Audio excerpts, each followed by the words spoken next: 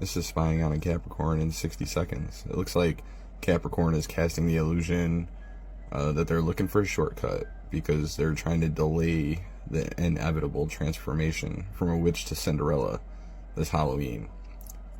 Don't fear the rejection. The lovers want your affection.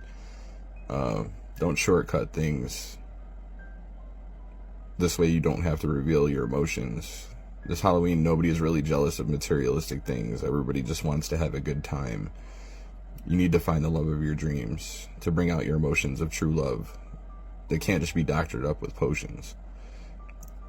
In reality, the Capricorn isn't seeing the light at the end of the tunnel at this time.